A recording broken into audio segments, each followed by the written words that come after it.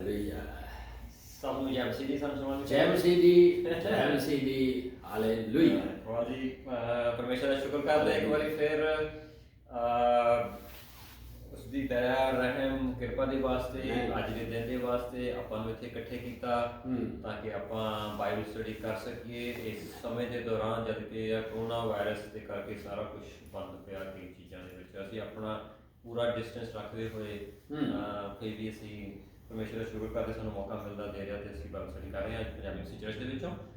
ਤੇ ਆਪਾਂ ਸ਼ੁਰੂ ਦੇ ਵਿੱਚ ਪੜ੍ਹਦੇ ਹਾਂ ਜੀ ਸਾਮ ਜ਼ਬੂਰ 145 ਦੀਆਂ ਆਪਣੇ 8 ਤੋਂ 13 ਜਿਹੜੀਆਂ ਆਇਤਾਂ ਹੈਗੀਆਂ ਨਾ ਜੀ ਹਾਂਜੀ ਉਹ ਆਪਾਂ ਪੜ੍ਹਦੇ ਹੈਗੇ ਹਾਂ। ਠੀਕ ਹੈ। ਜ਼ਬੂਰ 145 ਹਾਂਜੀ ਜ਼ਬੂਰ 145 8 ਤੋਂ 13 ਦੇ ਵਿੱਚ ਇਸ ਤਰ੍ਹਾਂ ਲਿਖਿਆ ਹੈ, ਪ੍ਰਭੂ ਦਿਆਲੂ ਅਤੇ ਕਿਰਪਾਲੂ ਹੈ, ਉਹ ਗੁੱਸੇ ਵਿੱਚ ਧੀਰਜਵਾਨ ਅਤੇ ਮਹਾਨ ਦਇਆਵਾਨ ਹੈ। ਪ੍ਰਭੂ ਸਭ ਨਾਲ ਭਲਾ ਕਰਦਾ ਅਤੇ ਆਪਣੇ ਰਚੇ ਸਭ ਪ੍ਰਾਣੀਆਂ ਤੇ ਤਰਸ ਖਾਂਦਾ ਹੈ। ਹੇ ਪ੍ਰਭੂ ਤੇਰੀ ਸਾਰੀ ਸ੍ਰਿਸ਼ਟੀ ਤੇਰਾ ਧੰਨਵਾਦ ਕਰੇਗੀ ਅਤੇ ਤੇਰੇ ਸਭ ਭਗਤ ਤੈਨੂੰ ਧੰਨ ਕਹਿਣਗੇ। ਉਹ ਤੇਰੇ ਰਾਜ ਦੀ ਸ਼ਾਨ ਬਾਰੇ ਦੱਸਣਗੇ ਅਤੇ ਤੇਰੀ ਸ਼ਕਤੀ ਬਾਰੇ ਦੱਸਣਗੇ। ਤਦ ਸਾਰੇ ਮਾਨਵ ਤੇਰੇ ਸ਼ਕਤੀਸ਼ਾਲੀ ਕੰਮਾਂ ਅਤੇ ਸਾਰੇ ਰਾਜ ਤੇ ਦੇਵਜਨ ਪ੍ਰਤਾਪ ਨੂੰ ਜਾਣਨਗੇ। ਤੇਰਾ ਰਾਜ ਸਦੀਪਕ ਹੈ ਅਤੇ ਤੂੰ ਅਨੰਤ ਰਾਜਾ ਹੈ। ਪ੍ਰਭੂ ਆਪਣੇ ਸਭ ਵਚਨਾਂ ਨੂੰ ਵਿਸ਼ਵਾਸਯੋਗ ਹੈ। ਪ੍ਰਭੂ ਅਤੇ ਆਪਣੇ ਸਭ ਕੰਮਾਂ ਵਿੱਚ ਭਲਾ ਹੈ। ਪਰਮੇਸ਼ਰ ਪਿਤਾ ਆਪ ਦਾ ਸ਼ੁਕਰ ਕਰਦੇ ਹਾਂ ਆਪ ਦੇ ਵਚਨ ਦੇ ਲਈ ਔਰ ਆਪ ਦੀ ਦਇਆ ਰਹਿਮ ਕਿਰਪਾ ਦੇ ਲਈ। ਪਰਮੇਸ਼ਰ ਪਿਤਾ ਅੱਜ ਅਸੀਂ ਬਾਈਬਲ ਸਟੱਡੀ ਕਰਨ ਜਾ ਰਹੇ ਹਾਂ।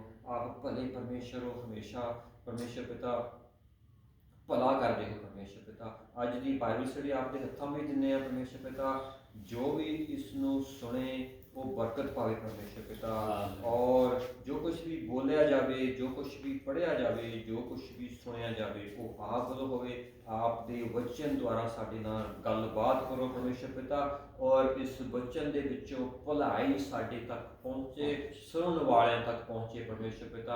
ਆਪ ਜੀ ਦੀ ਮਰਜ਼ੀ ਪੂਰੀ ਹੋਵੇ। ਪਵਿੱਤਰ ਆਤਮਾ ਜੀ ਸਾਨੂੰ ਗਾਈਡ ਕਰੋ, ਲੀਡ ਕਰੋ, ਔਰ ਇਹ ਸਭ ਕੁਝ ਮੰਗਦੇ ਹਾਂ ਆਪ ਦੇ ਇਕਲੌਤੇ ਪੁੱਤਰ ਸਾਡੇ ਮੁਕਤੀਦਾਤਾ ਯਿਸੂ ਮਸੀਹ ਦੇ ਨਾਮ ਦੇ ਵਿੱਚ। ਆਮੀਨ ਆਮੀਨ ਹਾਲੇਲੂਇਆ। ਆਪਾਂ ਜੀ ਸਰ ਹਾਂਜੀ book of revolution Prakash the ਪੋਥੀ ਮੁਕਾਸ਼ਵਾ the Bible study ਆਪਾਂ ਸ਼ੁਰੂ ਕੀਤੀ ਹੋਈ ਆ ਔਰ ਪਿਛਲੇ ਕੁਝ ਸਾਲਾਂ ਤੋਂ ਹਾਂਜੀ ਤੇ ਆਪਣਾ 2016 ਤੋਂ ਹਾਂਜੀ ਤੇ ਹੁਣ ਅਗਲਾ ਹੁਣ ਆਪਾਂ ਅੱਗੇ ਜਾਰੀ ਰੱਖਦੇ ਹਾਂ ਜੀ। ਹਾਂਜੀ ਆਖਰੀ ਚੈਪਟਰਾਂ ਵਿੱਚ ਪਹੁੰਚਣ ਵਾਲੇ ਹਾਂ ਜੀ। ਹਾਂਜੀ ਪਹੁੰਚ ਚੁੱਕੇ ਹਾਂ। ਹਾਂਜੀ ਪਹੁੰਚ ਚੁੱਕੇ ਹਾਂ।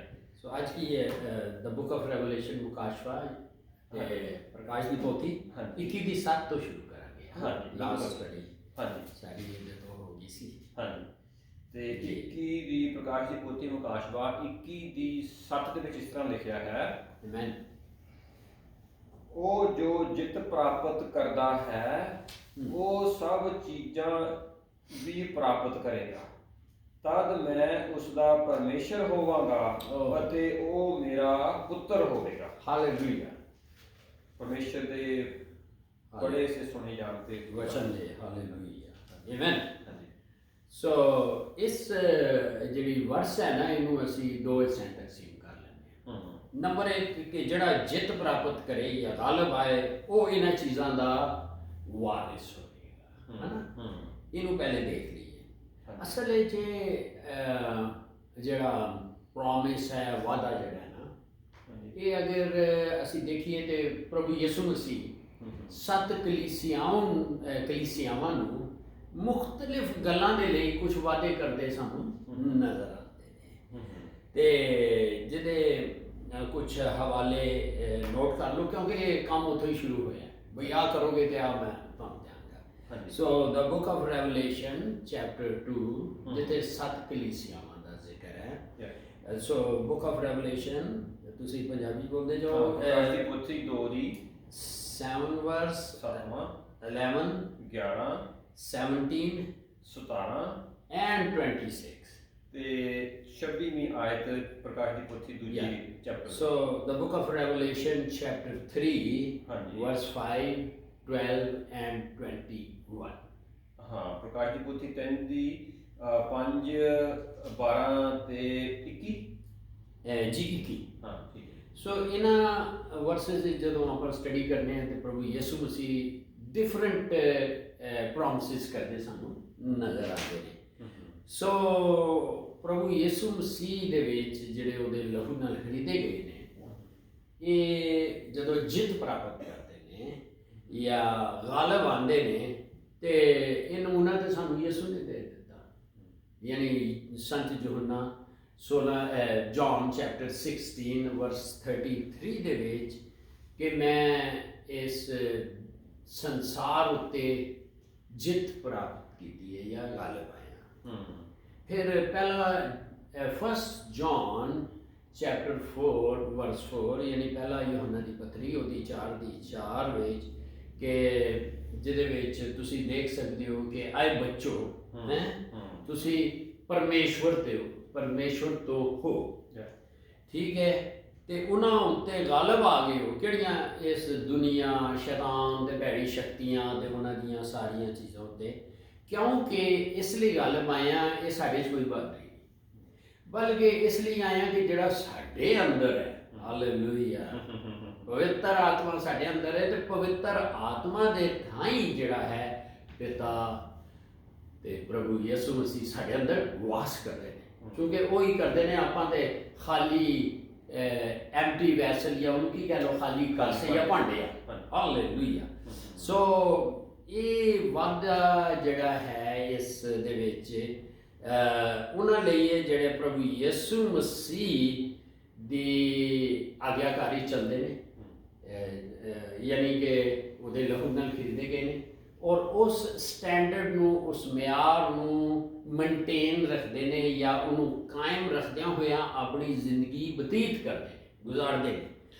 ਤੇ ਇਹ ਵਾਅਦੇ ਨਾ ਸਿਰਫ ਇੱਥੇ ਹੋਣਦੇ ਨੇ ਬਲਕਿ ਇਹ ਸੰਸਾਰ ਬਣਨ ਤੋਂ ਪਹਿਲੇ ਵੀ ਅਸੀਂ ਵੇਖਦੇ ਹਾਂ ਕਿ ਇਹ ਚੀਜ਼ਾਂ ਪਹਿਲੇ ਹੀ ਪ੍ਰਭੂ ਯਿਸੂ ਨੇ ਦੱਸ ਦਿੱਤੀਆਂ ਨੇ ਜਦੋਂ ਇਸ ਸੰਸਾਰਿਕ ਖਿਦਮਤ ਕਰ ਰਹੇ ਸਨ। ਤੇ ਕੁਝ ਹਵਾਲੇ ਵੀ ਪੜ੍ਹ ਜੋ ਮਤੀ 5:34 ਯਾਨੀ ਮੈਥਿਊ ਚੈਪਟਰ 25 ਵਰਸ 34 ਹੈ ਨਾ।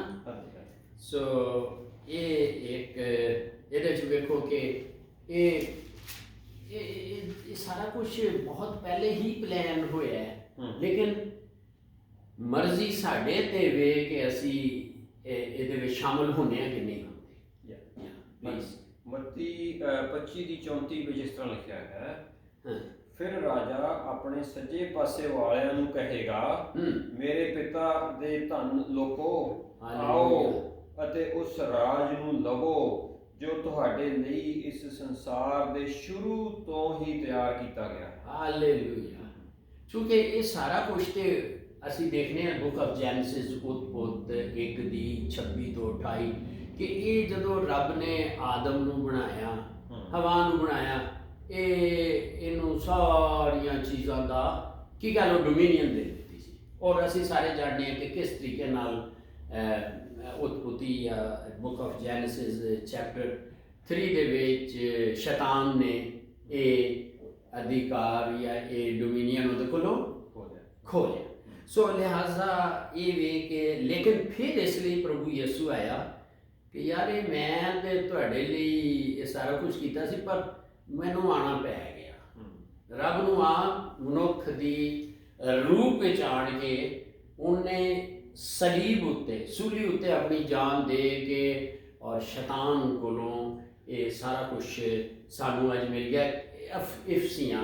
ਅਫੀਜ਼ਨ ਉਹਦੀ ਪਹਿਲੇ ਦੀ 11 ਤੇ 12 ਵੇਖੋ ਕਿ ਜਦੋਂ ਪ੍ਰਭੂ ਯਿਸੂ ਮਸੀਹ ਨੇ ਸੂਲੀ ਉੱਤੇ ਜਾਨ ਦਿੱਤੀ, ਮਰ ਗਏ, ਤੀਸਰੇ ਦਿਨ ਮੁਰਦਿਆਂ ਵਿੱਚੋਂ ਜਿਉਂਦੇ ਹੋ ਗਏ, ਤੇ ਉਹ ਕੁਛ ਪਾਲੂਸ ਰਸੂਲ ਕਹਿ ਰਿਹਾ ਹੈ ਕਿ ਉਹ ਸਾਰਾ ਕੁਝ ਅੱਜ ਸਾਡੇ ਕੋਲ ਹੈ, ਯਾਨੀ ਉਹਦੇ ਖੂਨ ਖਰੀਦਿਆਂ ਕੋਲ ਜਾਂ ਚਰਚ ਕੋਲ ਚਾਬੀਆਂ ਲਈਆਂ।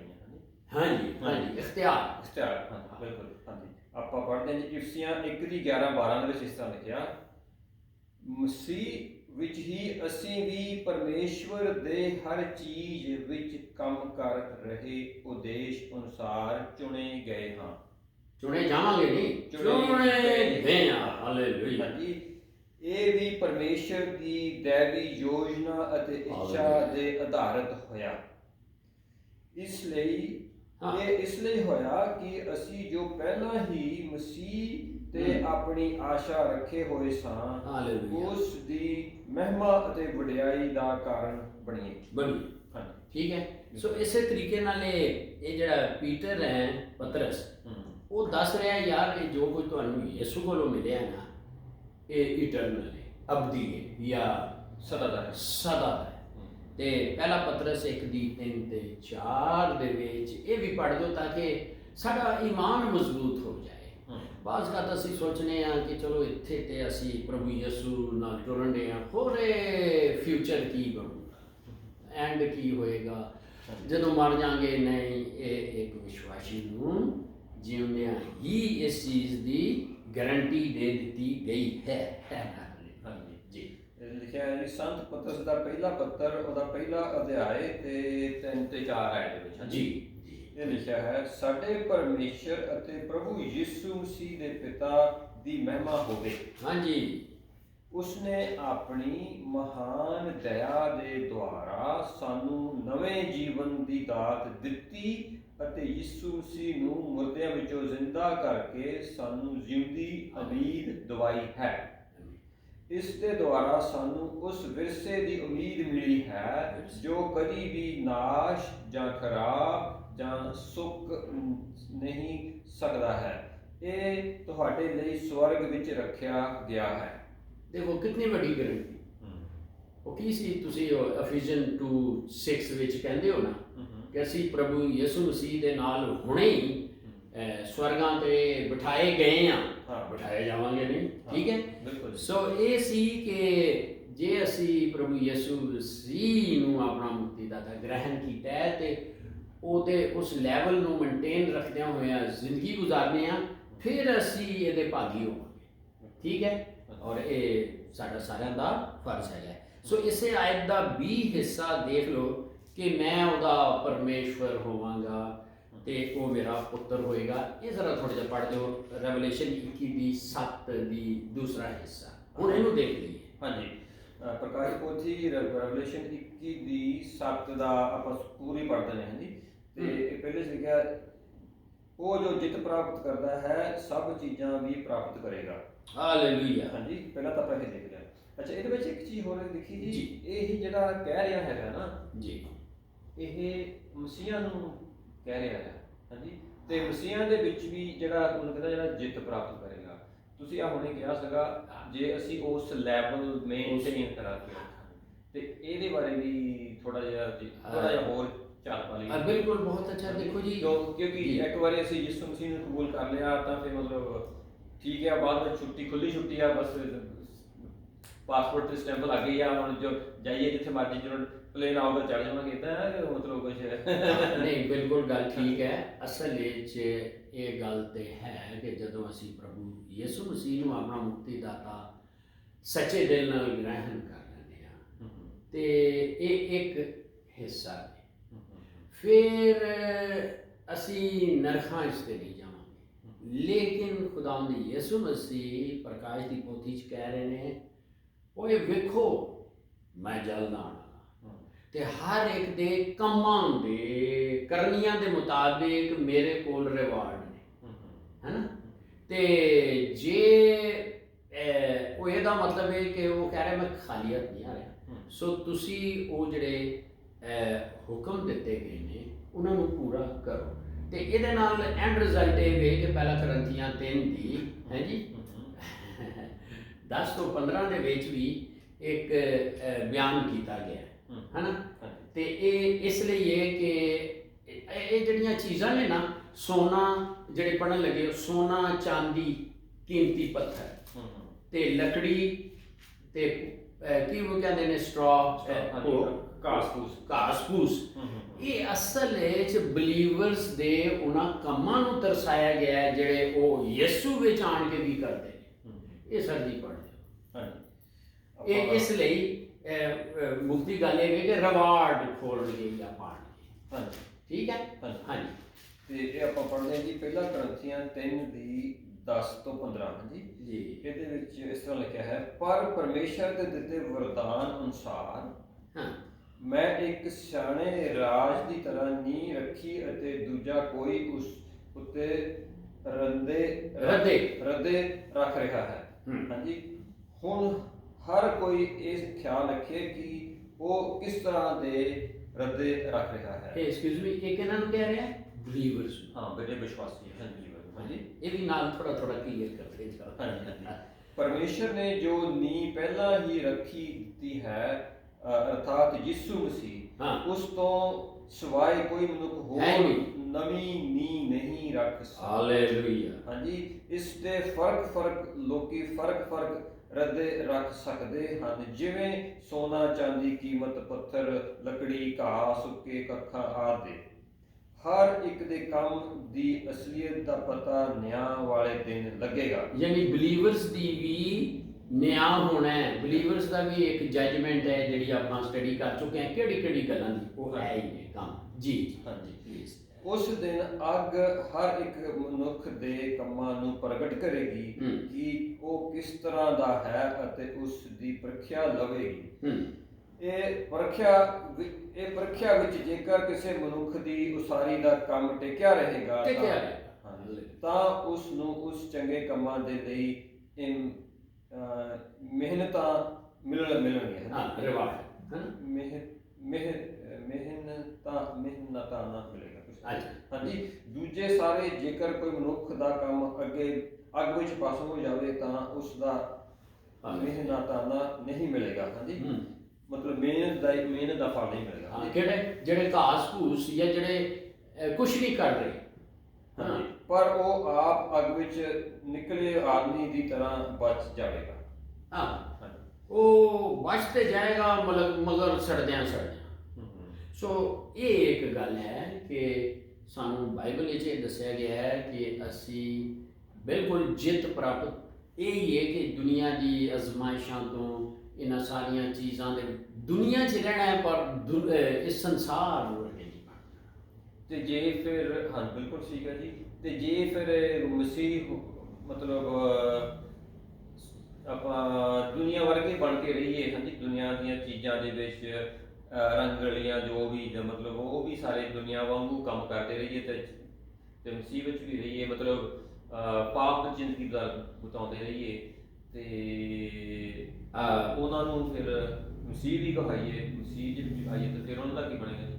ਦੇਖੋ ਜੀ, ਗੱਲ ਇਹ ਹੈ ਇਸ ਲਈ ਕਿ ਸਟੈਂਡਰਡ ਮੇਨਟੇਨ ਰੱਖਣਾ ਹੈ। ਹਾਂਜੀ, ਅਸੀਂ ਇਹ ਨਹੀਂ ਕਹਿ ਸਕਦੇ ਤੌਬਾ ਕਰ ਲਈਏ ਤੇ ਫਿਰ ਦੁਨੀਆ ਦੇ ਕੰਮਾਂ 'ਚ ਵੜ ਜਾਈਏ। ਹਾਂ, ਪਤਰਸ ਦਾ ਖਾਤੇ ਕੱਢ ਲਓ, ਹੈ ਨਾ। ਦੇਖੋ ਨਾ, ਇਹ ਹੁਣ ਇੱਕ ਨਾਲ ਕੰਮ ਟਾਈਟ ਹੁੰਦਾ ਜਾ ਰਿਹਾ ਸਰ। ਇਹ ਜਿਹੜੀ ਗੱਲ ਤੁਸੀਂ ਕੀਤੀ ਹੈ ਨਾ, ਇਹ ਕੰਮ ਬੜਾ ਟਾਈਟ ਹੋ ਰਿਹਾ ਹੈ। ਔਰ ਬਾਈਬਲ ਕੀ ਦੱਸ ਰਹੀ ਹੈ ਕਿ ਕੁਝ ਹਵਾਲੇ ਨਹੀਂ, ਕੋਈ ਗੱਲ ਨਹੀਂ, ਸਾਨੂੰ ਕਿਹੜੀ ਜਲਦੀ ਹੈ। ਸੋ ਪਤਰਸ ਦਾ ਕਿਹੜਾ ਦੱਸਿਆ? ਹਾਂਜੀ, ਉਹਦਾ ਦੂਸਰਾ ਪਤਰਸ, ਹਾਂਜੀ, ਉਹਦੀ 2:20 ਤੋਂ ਲੈ ਕੇ ਤੇ 22 ਤੱਕ। ਠੀਕ ਹੈ ਜੀ। ਪਹਿਲਾ ਦੂਸਰਾ ਪਤਰਸ, 2 ਪੀਟਰ ਚੈਪਟਰ 2 ਵਰਸਿਸ 20 ਤੋਂ 22 ਇਹ ਨਾ ਪੜ੍ਹ। 2 ਪੀਟਰ ਪਤਰਸ 2:20 ਤੋਂ 22। ਹਾਂ, ਤੇ ਜੀ ਹਾਂਜੀ, ਫਿਰ ਅਬਰਾਨੀਆਂ 'ਚ ਵੀ ਹੈ ਕਿ ਪਹਿਲੇ ਇਹ ਪੜ੍ਹ ਦਿਓ ਜੀ। ਹਾਂਜੀ, ਆਪਾਂ ਪੜ੍ਹਦੇ ਹਾਂ ਜੀ ਦੂਜਾ ਪਤਰਸ ਜੀ ਔਰ 2:20 ਤੋਂ 22 ਜੀ।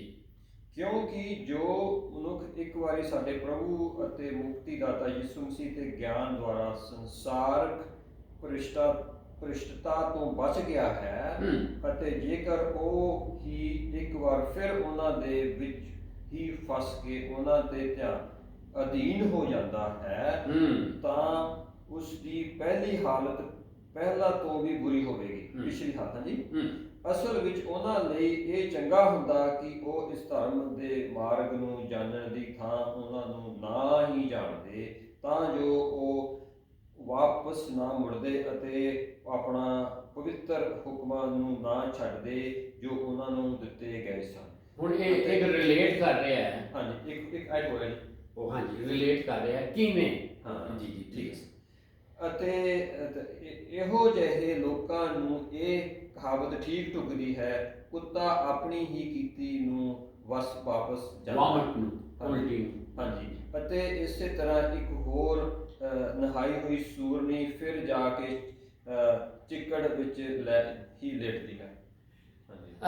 ਇਹ ਉਹ ਲੈਵਲ ਨੇ ਜਿਹੜੇ ਕਿ ਫਿਰ ਇਹਨੂੰ ਆਪਾਂ ਕਹਿੰਦੇ ਆ ਕਿ ਜੀ ਇਹ ਬਰਗਸ਼ਤਾ ਹੋ ਗਿਆ, ਬੈਕ ਸਲਾਈਡਰ ਹੋ ਗਿਆ। ਸੋ ਫਿਰ ਹੁਣ ਇਹਦਾ ਇੱਕ ਹੋਰ ਬਿਲਕੁਲ ਬੜਾ ਅੱਛਾ ਹੈ, ਅਬਰਾਨੀਓ 6 ਦੀ 4 ਤੋਂ 8 ਅਗਰ ਤੁਸੀਂ ਪੜ੍ਹਦੇ ਹੋ, ਕੰਮ ਅੱਗੇ ਖਤਰਨਾਕ ਹੁੰਦਾ ਜਾਂਦਾ ਹੈ।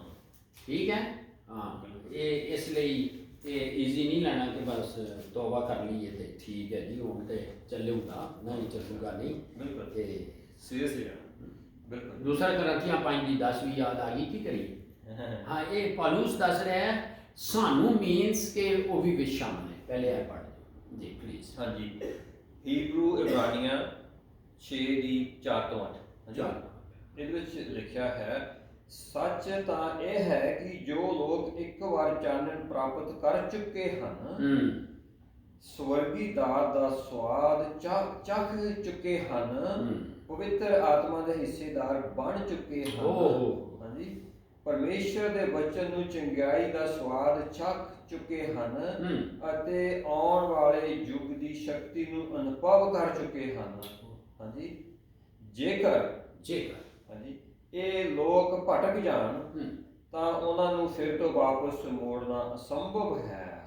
ਹਾਂਜੀ, ਕਿਉਂਕਿ ਇਹ ਲੋਕ ਇੱਕ ਵਾਰ ਫਿਰ ਆਪਣੇ ਲਈ ਆਪ ਪਰਮੇਸ਼ਰ ਦੇ ਪੁੱਤਰ ਨੂੰ ਸਲੀਬ ਚੜਾਉਂਦੇ ਹਨ ਅਤੇ ਉਹਨਾਂ ਦਾ ਖੁੱਲੇ ਆਮ ਮਖੌਲ ਬਣਾਉਂਦੇ ਹਨ।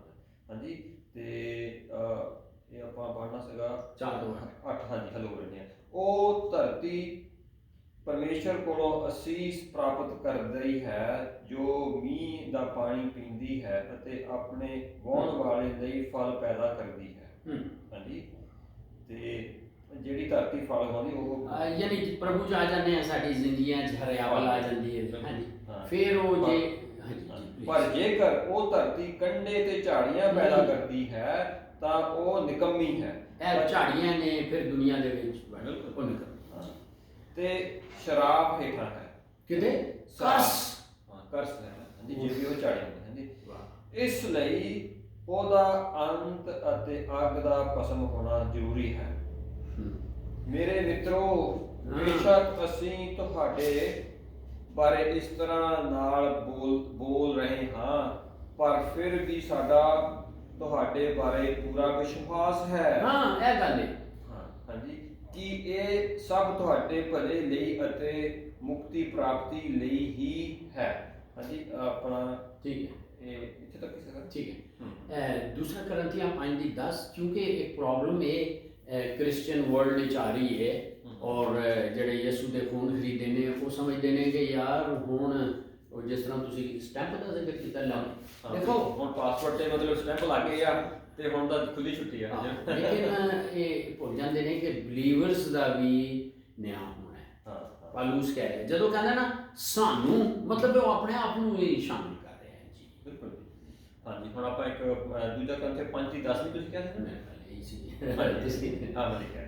ਤੇ ਇਹਦੇ ਵਿੱਚ ਲਿਖਿਆ ਹੈ, ਸਾਡੇ ਸਭ ਦੇ ਲਈ ਮਸੀਹ ਦੀ ਨਿਆਂ ਗਤੀ ਦੇ ਸਾਹਮਣੇ ਨਿਆਂ ਦੇ ਲਈ ਖੜੇ ਹੋਣਾ। ਸਾਡੇ ਉਹ ਆਪਣੇ ਮਸੀਹਾਂ ਦੇ ਲਈ ਕਹਿ ਰਿਹਾ। ਅੱਛਾ, ਦੇ ਲਈ ਖੜੇ ਹੋਣਾ ਜ਼ਰੂਰੀ ਹੈ। ਹਾਲੇਲੂਇਆ। ਉੱਥੇ ਹਰ ਕੋਈ ਆਪਣੀ ਧਰਤੀ ਦੇ ਕੀਤੇ ਹਰ ਭਲੇ ਤੇ ਬੁਰੇ ਕੰਮ ਦਾ ਫਲ ਪ੍ਰਾਪਤ ਕਰੇਗਾ। ਬਹੁਤ ਵਰਸਿਸ ਨੇ ਬਹਰਹਾਲ, ਠੀਕ ਹੈ। ਸੋ ਇਹ ਫੈਸਲਾ ਸਾਡਾ ਹੈ। ਸੋ ਇਹ ਕੋਈ ਮੁੱਦੀ ਗੱਲ ਹੈ, ਜੇ ਯਿਸੂ ਚ ਆ ਗਏ ਆ ਤੇ ਫਿਰ ਦੇਖੋ ਹੱਲ ਉੱਤੇ ਹੱਥ ਰੱਖ ਕੇ ਪਿੱਛੇ ਨਹੀਂ ਵੇਖਣਾ, ਗਾਂ ਵਿਸ਼ਵਾਸ ਵਿੱਚ ਬਣੇ ਰਹਿਣਾ ਔਰ ਪੂਰੀ ਕੋਸ਼ਿਸ਼, ਪੂਰੀ ਇਮਾਨਦਾਰੀ ਦੇ ਨਾਲ ਉਸ ਦੀ ਆਗਿਆ ਦਾ ਪਾਲਣ ਕਰਨਾ, ਵਿਸ਼ਵਾਸ ਵਿੱਚ ਜੁੜਨਾ। ਹਾਂਜੀ, ਜਦੋਂ ਕੋਈ ਅਣਜਾਣੇ ਦੇ ਵਿੱਚ ਗਲਤੀ ਹੋ ਗਈ ਤਾਂ ਉਸ ਦਾ ਮਾਫੀ ਮੰਗਣੀ ਹੈ। ਹਾਂਜੀ, ਇਹ ਤਾਂ ਨਹੀਂ ਹੈਗਾ ਜਿੱਦਾਂ ਮੈਂ ਪਹਿਲਾਂ ਹੁਣ ਆਪਾਂ ਦੇਖ ਲਿਆ ਹੈਗਾ, ਇਹ ਨਹੀਂ ਹੈਗਾ ਹੁਣ ਵੀਜ਼ਾ ਲੱਗ ਗਿਆ, ਸਟੈਂਪ ਲੱਗ ਗਈ ਆ ਹੁਣ ਤੇ ਹੁਣ ਬਸ ਖੁੱਲੀ ਛੁੱਟੀ ਆ, ਬਾਕੀ ਯਿਸੂ ਪੇ ਸਹੀ। ਅਸਲ ਵਿੱਚ ਇੱਕ ਬੜੀ ਸੋਹਣੀ ਗੱਲ ਹੈ ਲਿਖੀ ਦੀ ਹੈ ਤਮੋਥੀਅਸ ਦੇ ਵਿੱਚ, ਉਹ ਵੀ ਪੜ੍ਹਦੇ ਹੋਣ। ਚਲੋ 2 ਟਿਮੋਥੀ ਚੈਪਟਰ 2 ਵਰਸ 13 ਦੇ ਵਿੱਚ ਵੇਖੋ, ਇਹ ਭੁੱਲਾ ਚੁੱਕਾ ਤਾਂ ਸਾਡੇ ਕੋਲ ਹੁੰਦੀਆਂ ਰਹਿਣੀਆਂ, ਠੀਕ ਹੈ। ਬਿਲਕੁਲ। ਤੇ ਜੇ ਅਸੀਂ ਅਨਾਗਿਆਕਾਰ ਵੀ ਹੋ ਜਾਂਦੇ ਹਾਂ, ਫਰਕ ਹੈ। ਤੇ ਉਹ ਆਗਿਆਕਾਰ ਰਹਿੰਦਾ ਹੈ, ਕਿਉਂਕਿ ਉਹ ਆਪਣਾ ਇਨਕਾਰ ਨਹੀਂ ਕਰ ਸਕਦਾ। ਪੜ੍ਹ ਦਿਓ ਜ਼ਰਾ ਸਰ। ਹਾਂਜੀ, ਹਾਂ। ਇਹਦੇ ਹੈਗੀ 2 ਤਿਮੋਥੀ 2 ਤਿਮੋਥੀ 2:13 ਦੇ ਵਿੱਚ ਇਸ ਤਰ੍ਹਾਂ ਲਿਖਿਆ ਹੈ, ਜੇਕਰ ਅਸੀਂ ਅਵਿਸ਼ਵਾਸੀ ਹੀ ਹਾਂ ਤਾਂ ਉਹ ਵਿਸ਼ਵਾਸੀ ਹੀ ਹੈ, ਕਿਉਂਕਿ ਉਹ ਆਪਣਾ ਇਨਕਾਰ ਆਪ ਨਹੀਂ ਕਰ ਸਕਦਾ। ਜੇ ਅਸੀਂ ਅਵਿਸ਼ਵਾਸੀ ਹੋ ਜਾਈਏ ਤਾਂ ਉਹ ਵਿਸ਼ਵਾਸੀ ਰਹੇਗਾ, ਕਿਉਂਕਿ ਆਪਣਾ ਇਨਕਾਰ ਨਹੀਂ ਕਰ ਸਕਦਾ। ਅੱਛਾ, ਹੁਣ ਗੱਲ ਇੱਥੇ ਮੁਕਾ ਦਈਏ ਕਿ ਤੁਸੀਂ 12ਵੀਂ ਆਇਤ ਪੜ੍ਹ ਦਿਓ। ਹਾਂ, ਉਹੀ ਮੈਂ ਕਹਿਣ ਲੱਗਾ ਸੀ। 12ਵੀਂ ਨੂੰ ਮੈਨੂੰ ਪਤਾ, ਮੈਂ ਦੇਖਿਆ ਤੁਹਾਨੂੰ ਪ੍ਰੇਸ ਆਪਾਂ 13ਵੀਂ ਪੜ੍ਹੀ, ਉਸ ਤੋਂ ਇੱਕ ਉੱਪਰ ਹੀ ਪੜ੍ਹਦੇ। ਉਹਦੇ ਵਿੱਚ ਲਿਖਿਆ ਹੈ, ਜੇਕਰ ਅਸੀਂ ਅਟਲ ਰਹੇ ਹਾਂ, ਮਤਲਬ ਦੁੱਖ ਸਮਾਂਗੇ, ਯਾਨੀ ਉਹ ਜਿਹੜਾ ਲੈਵਲ ਹੈ ਉਹਨੂੰ ਮੇਨਟੇਨ ਰੱਖਾਂਗੇ, ਹਾਂਜੀ, ਤਾਂ ਅਸੀਂ ਉਸ ਦੇ ਨਾਲ ਰਾਜ ਵੀ ਕਰਾਂਗੇ। ਬਸ ਠੀਕ। ਤੇ ਜੇਕਰ ਅਸੀਂ ਰੱਦਦੇ ਹਾਂ ਉਸਦੇ ਵਿਸ਼ਵਾਸ ਨੂੰ, ਜਾਂ ਰੱਦਦੇ ਹਾਂ, ਨਹੀਂ ਪੜ੍ਹਦੇ, ਤਾਂ ਉਹ ਵੀ ਸਾਨੂੰ ਰੱਦੇਗਾ। ਜਦੋਂ ਅਸੀਂ ਇੱਕ ਗੱਲ ਹੈ ਯਿਸੂ ਦਾ ਇਨਕਾਰ ਕਰਾਂਗੇ, ਉਹ ਪਿਤਾ ਅੱਗੇ ਤੇ ਫਰਿਸ਼ਤਿਆਂ ਅੱਗੇ ਸਾਡਾ ਇਨਕਾਰ ਕਰੇ। ਸੋ ਅਸਲ ਵਿੱਚ ਇਹ ਬੜਾ ਅੱਛਾ ਤੁਸੀਂ ਇਸ ਲਈ ਕਿ ਸਾਨੂੰ ਹੁਸ਼ਿਆਰ ਰਹਿਣਾ, ਔਰ ਇਹ ਕੋਈ ਉਹ ਕੁਰਬਾਨੀ ਦੇਣੀ ਪੈਂਦੀ ਹੈ। ਇਹ ਨਹੀਂ ਬਈ ਜਦੋਂ ਸੋ ਇਹ ਇੱਕ ਬੈਕ ਸਲਾਈਡਰ ਦੇ ਵੀ ਕੁਝ ਸਟੇਜਸ ਨੇ, ਯਾਨੀ ਜਦੋਂ ਬੰਦਾ ਪਿੱਛੇ ਹਟ ਜਾਂਦਾ ਹੈ, ਠੀਕ ਹੈ। ਬਹੁਤ ਸਾਰੇ ਨੇ। ਪਹਿਲੇ ਰਾਜੇ ਵਿੱਚ ਖੁਦਾ ਉਹਨੂੰ ਕਹਿੰਦਾ ਹੈ, ਮੈਂ ਕਿਹਨੂੰ, ਸਾਊਲ ਨੂੰ, ਨਹੀਂ ਸਾਊਲ ਨੂੰ ਨਹੀਂ, ਸੁਲੇਮਾਨ ਨੂੰ, ਕਿ ਤੂੰ ਆਪਣੇ ਪਿਓ ਦਾ ਆਖਾ ਨਹੀਂ ਮੰਨਿਆ। ਚਲੋ ਇਹ ਜਲਦੀ ਨਾਲ ਪੜ੍ਹ ਦਿਓ। ਹਾਂਜੀ, ਕਿਹੜਾ ਜੀ? ਕੀ ਸੀ? ਪਹਿਲੇ ਰਾਜੇ ਤੁਸੀਂ ਕਿਹਾ ਜੀ, ਪਹਿਲੇ ਰਾਜੇ ਦੇ ਵਿੱਚ ਇਹ ਦੇਖੋ, ਇਹ ਉਹ ਬੰਦਾ ਹੈ ਜਿਹੜਾ ਕਿ ਦਾਊਦ ਦਾ ਪੁੱਤਰ ਹੈ ਨਾ। ਚਲੋ ਪੜ੍ਹ ਲਓ 11 ਦੀ 14 ਤੇ 15 ਤੇ 9 ਤੋਂ 13 ਪਲੀਜ਼। ਇਸ ਲਈ ਇਹ ਖੁਦਾ ਕਿਸੇ ਦਾ ਤਰਫਦਾਰ ਨਹੀਂ। ਕੀ ਹੈ? ਪਹਿਲੇ ਰਾਜੇ 11 ਦੀ 14 ਤੋਂ 15 ਐਗਜ਼ੈਕਟਲੀ। ਪਹਿਲੀ ਸਲਾਤੀਨ, ਫਸਟ ਕਿੰਗਸ ਚੈਪਟਰ 11 ਵਰਸ 4 ਤੇ 5 ਤੇ 9 to 13। ਸਾਡਾ ਟੂ ਦੀ ਪੁਆਇੰਟ ਹੈ 4 ਤੇ 5 ਤੇ 14 ਤੇ 15 ਜੀ। ਫਸਟ ਕਿੰਗਸ ਪਹਿਲੇ ਰਾਜੇ, ਉਹਦੀ 11 ਦੀ 4 ਤੇ 5, 4 ਫਿਰ ਉਹਦੇ ਬਾਅਦ 9 ਤੋਂ 13। ਓਕੇ, ਠੀਕ ਹੈ। ਓਕੇ, ਪੜ੍ਹਦੇ ਹੈਗੇ ਜੀ। ਇਹ ਜਦੋਂ ਸੁਲੇਮਾਨ ਬੈਕ ਸਲਾਈਡਰ ਹੋ ਗਿਆ, ਉਹਦੀਆਂ ਪਤਨੀਆਂ ਨੇ ਉਹਨੂੰ ਹੋਰ ਪਰਮੇਸ਼ਵਰਾਂ ਵਿੱਚ ਲਾ ਦਿੱਤਾ। ਦੇਖੋ ਕੀ ਕਹਿ ਰਿਹਾ। ਇਸ ਲਈ ਇਹ ਖੁਦਾ ਕੀ ਕਹਿ ਰਿਹਾ। ਹਾਂ, ਆਪਾਂ ਪੜ੍ਹਦੇ ਹਾਂ ਜੀ। ਪਹਿਲੇ ਰਾਜੇ 11 ਦੀ 4 ਤੇ 5 ਪਹਿਲਾਂ ਪੜ੍ਹਦੇ ਲਿਖਿਆ ਜੀ, ਉਹਨਾਂ ਨੇ ਸੁਲੇਮਾਨ ਦੇ ਬੁਢਾਪੇ ਵਿੱਚ ਉਸ ਨੂੰ ਪਰਾਈਆਂ ਦੇਵਤਿਆਂ ਦੀ ਪੂਜਾ ਕਰਨ ਲਈ ਪ੍ਰੇਰਿਆ। ਇਹ ਉਹਦੀਆਂ ਜਿਹੜੀਆਂ ਪਤਨੀਆਂ ਨੇ। ਇਸ ਲਈ ਉਹ ਆਪਣੇ ਪਿਤਾ ਦਾਊਦ ਦੇ ਵਾਂਗ ਪ੍ਰਭੂ ਆਪਣੇ ਪਰਮੇਸ਼ਰ ਦਾ ਆਗਿਆਕਾਰੀ ਨਾ ਰਿਹਾ। ਬੜਾ ਕਲੀਅਰ ਜੀ। ਅੱਗੇ ਤੇ ਫਿਰ ਲਿਖਿਆ ਹੈਗਾ, ਉਹ ਸਿਦੋਨੀ ਦੇਵੀ ਅਸ਼ਤਾਰੋਤ ਅਤੇ ਅਮੋਨੀ ਘਿਨਾਉਣੇ ਦੇਵਤੇ ਮਿਲਕੋਮ ਦੀਆਂ ਪੂਜਾ ਕਰਨ ਲੱਗਾ। ਇਹ ਕੌਣ ਕਰ ਲੇਗਾ? ਸੁਲੇਮਾਨ, ਜਿਹਦੇ ਕੋਲ ਬੁੱਧੀ। ਉਹ 9 ਤੋਂ ਦੇਖੋ ਅੱਗੇ ਖੁਦਾ ਕੀ ਕਹਿ ਰਿਹਾ। ਵਾਓ। ਤੇ ਫਿਰ ਹੈਗਾ ਜੀ 9 ਤੋਂ 13 ਦੇ ਵਿੱਚ ਇਸ ਤਰ੍ਹਾਂ ਲਿਖਿਆ ਹੈ, ਤਦ ਪ੍ਰਭੂ ਸੁਲੇਮਾਨ ਨਾਲ ਕ੍ਰੋਧਿਤ ਹੋਇਆ, ਕਿਉਂਕਿ ਉਸ ਨੇ ਇਜ਼ਰਾਈਲ ਦੇ ਪ੍ਰਭੂ ਪਰਮੇਸ਼ਰ ਨਾਲ ਵਿਸ਼ਵਾਸਘਾਤ ਕੀਤਾ ਸੀ, ਜਿਸ ਨੇ ਉਸ ਨੂੰ 2 ਵਾਰ ਦਰਸ਼ਨ ਦਿੱਤੇ ਸਨ ਅਤੇ ਉਸ ਨੂੰ ਆਗਿਆ ਦਿੱਤੀ ਸੀ ਕਿ ਉਹ ਪਰਾਏ ਦੇਵਤਿਆਂ ਦੇ ਪਿੱਛੇ ਨਾ ਲੱਗੇ। ਪਰ ਸੁਲੇਮਾਨ ਨੇ ਪ੍ਰਭੂ ਦੀ ਇਸ ਆਗਿਆ ਤੋੜ ਦਿੱਤੀ। ਫਿਰ ਕੀ ਹੁੰਦਾ? ਇਸ ਲਈ ਪ੍ਰਭੂ ਨੇ ਉਸ ਨੂੰ ਕਿਹਾ, ਤੂੰ ਜਾਣਦੇ ਬੁੱਝਦੇ ਹੋਏ ਮੇਰੇ ਨੇਮ ਨੂੰ ਤੋੜ ਕੇ ਮੇਰੀਆਂ ਆਗਿਆ ਦੀ ਉਲੰਘਣਾ ਕੀਤੀ ਹੈ। ਇਸ ਲਈ ਮੈਂ ਵੀ ਤੇਰੇ ਰਾਜ ਨੂੰ ਸੱਚਮੁੱਚ ਤੇਰੇ ਤੋਂ ਖੋਹ ਕੇ ਤੇਰੇ ਨੌਕਰ ਨੂੰ ਦੇ ਦੇਵਾਂਗਾ। ਹਾਂਜੀ, ਪਰ ਮੈਂ ਆਪਣੇ ਦਾਸ ਦਾਊਦ ਦੇ ਕਾਰਨ ਇਹ ਕੰਮ ਤੇਰੇ ਜੀਵਨ ਕਾਲ ਵਿੱਚ ਨਹੀਂ ਕਰਾਂਗਾ, ਸਗੋਂ ਤੇਰੇ ਪੁੱਤਰ ਦੇ ਸਮੇਂ ਵਿੱਚ ਕਰਾਂਗਾ। ਪਰ ਮੈਂ ਤੇਰੀ ਸੰਤਾਨ ਤੋਂ ਪੂਰਾ ਰਾਜ ਨਹੀਂ ਲਵਾਂਗਾ। ਮੈਂ ਇੱਕ ਕਬੀਲਾ ਆਪਣੇ ਦਾਸ ਦਾਊਦ ਅਤੇ ਆਪਣੇ ਚੁਣੇ ਸ਼ਹਿਰ ਯਰੂਸ਼ਲਮ ਦੇ ਕਾਰਨ ਤੇਰੀ ਸੰਤਾਨ ਕੋਲ ਰਹਿਣ ਦੇਵਾਂਗਾ। ਰੱਬ ਦੇ ਲਈ ਕੁਝ ਵੀ ਮੁਸ਼ਕਲ ਨਹੀਂ। ਠੀਕ, ਸੋ ਬਹੁਤ ਹੀ ਮਸਾਲਾ ਨੇ। ਤੇ ਜੀ ਆਪਾਂ ਜੀ ਉਹ ਸੱਤਵੇਂ ਦੂਜਾ ਹਿੱਸਾ ਜਿਹੜਾ ਆਪਾਂ ਕਹਿੰਦੇ ਸੀਗੇ ਉਹ ਹੋ ਗਿਆ ਸੀ ਸਾਡਾ, ਨਹੀਂ ਹੋਇਆ? ਨਹੀਂ ਹਾਲੇ ਨਹੀਂ। ਮੈਂ ਉਹਨਾਂ ਦਾ ਪਰਮੇਸ਼ਰ, ਕੋਈ ਗੱਲ ਨਹੀਂ। ਇਹ ਬੜਾ ਅੱਛਾ ਹੈ, ਤੁਸੀਂ ਅਸੀਂ ਰਲ ਕੇ ਇੱਕ ਦੂਸਰੇ ਕੋਲ ਸਿੱਖਨੇ ਆ ਤੇ ਸਵਾਲ ਕਰਨੇ ਆ। ਕੋਈ ਗੱਲ ਨਹੀਂ, ਅੱਗੇ 7ਵੀਂ ਆਇਤ ਦਾ ਪਾਰਟ B ਫਿਰ ਰਿਕਾਰਡ ਕਰਨਾ। ਹਾਂ, ਆਪਾਂ ਅਗਲੀ ਸਟੱਡੀ ਚ ਕਰਦੇ ਹਾਂ ਜੀ। ਹਲੇ ਇਹ ਰੈਵਲੇਸ਼ਨ 21 ਦੀ 7ਵੀਂ ਦਾ ਪਹਿਲਾ ਅੱਧਾ ਹਿੱਸਾ ਹੋਇਆ ਜੀ।